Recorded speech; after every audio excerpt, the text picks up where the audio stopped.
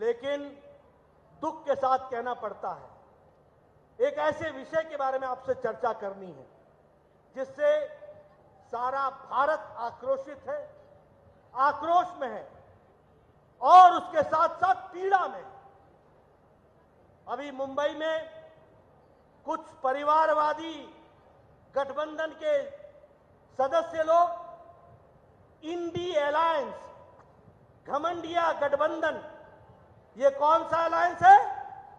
इंडी alliance, INDI alliance, INDI alliance, घमंडिया गठबंधन, इसके लोग मुंबई में एकत्र हुए थे और वहां पर जब एक तरफ भारत को हम विकसित बनाने के लिए लगे हैं, जब हम लोग एक तरफ भारत चांद और सूरज को जीत सके इसके लिए लगा है, जब भारत आने वाले G20 में 8-9 तारीख को दुनिया के सबसे ताकतवर लोग भारत में पहली बार एकत्र आ रहे हैं और जब भारत की जय जयकार दुनिया में हो रही है, भारत की जय जयकार दुनिया मान रही है, तो ऐसे समय में ये घमंडिया गठबंधन वह हमारी संस्कृति पर, वो हमारे धर्म पर, वो हमारे संस्कारों पर बहुत गहरा आघात करने का प्रयास कर रहा है।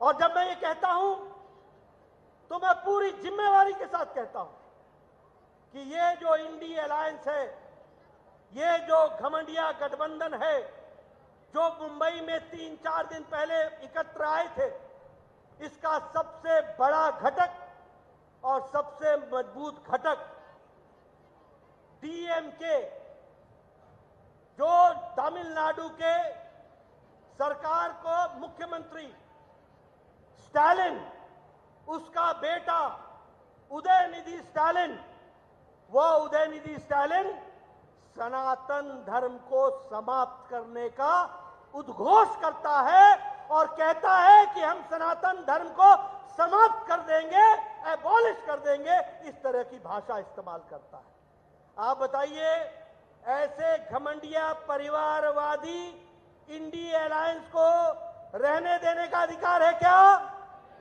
रहने देने का अधिकार है क्या? क्या सनातन धर्म को हम समाप्त तो होने देंगे क्या?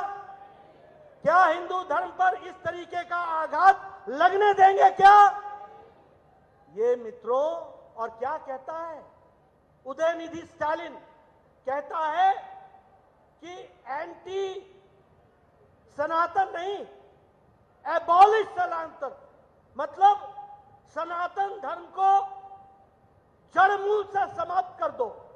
जिस प्रकार उदाहरण क्या देता है सुन लो, उदाहरण देता है कि जैसे मच्छर, जैसे मलेरिया, जैसे डेंगू, जैसे कोरोना, इसको हम समाप्त करते हैं, वैसे ही सनातन धर्म को समाप्त कर दो।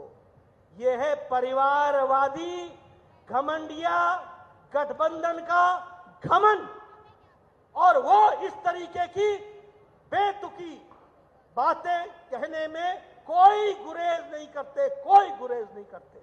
आप बोलिए, उदयनिधि स्टालिन ने जो ये बात कही है, ये कब कही?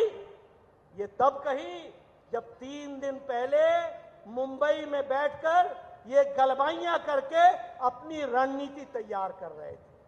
क्या यही रणनीति तैयार हुई है?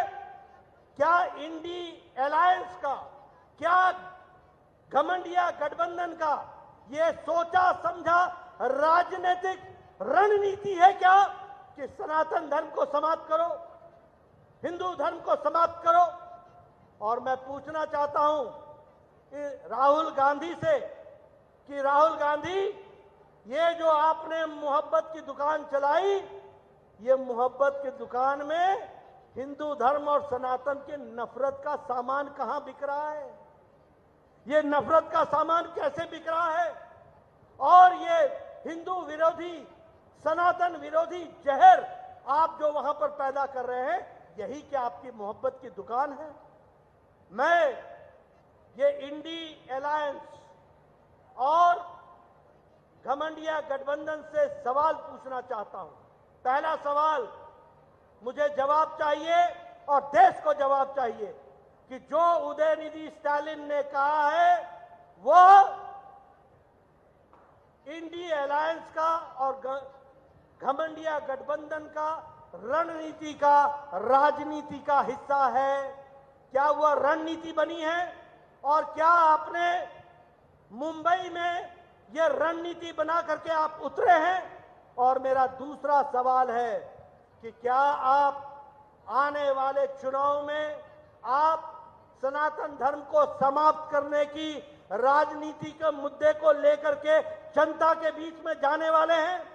अगर आप जाने वाले हैं और अगर नहीं, आपने तय किया है कि कुछ भी भारत से जुड़ा हुआ हो, भारत की संस्कृति, भारत का संस्कार, भारत का सनातन धर्म, भारत की सोच, भारत का गौरवमय इतिहास, इससे आपका कोई लगाव नहीं है और आपकी मोहब्बत की दुकान नफरत फैलाने वाला कार्य कर रहा है, यह बात स्पष्ट हो जाती है। इसलिए मैं चाहूंगा यहां जहां आप जन आशीर्वाद यात्रा में आप आशीर्वाद देने के लिए आए हैं, वहीं आप संकल्प लें कि ऐसे इंडी अलायंस को आप जमीन से उखाड़ करके फेंक देंगे ना? आप जमीन से उखाड़ के फेंकेंगे ना? फेंकेंगे ना? इनको रहने का अधिकार है क्या? ऐसी विचारधारा को रहने का अधिकार है क्या? ये राहुल गांधी की मोहब्बत की दुकान के बजाय नफरत फैलाने वाली दुकान को बंद करेंगे कि नहीं करेंगे? मित्रों, यही आवश्यक है और इसलिए आपको दो तरफ से काम करना पड़ेगा। एक, अच्छे काम को बढ़ाना पड़ेगा जो भारतीय जनता पार्टी कर रही है, और ये जो घृणा फैलाने वाले लोग हैं, जो सनातन धर्म पर आघात करने वाले लोग हैं, इनको घर बैठाना पड़ेगा और भारत देश को आगे मोदी जी के नेतृत्व में विकास के नए कीर्तिमान स्थापित करने में हम आगे बढ़ेंगे।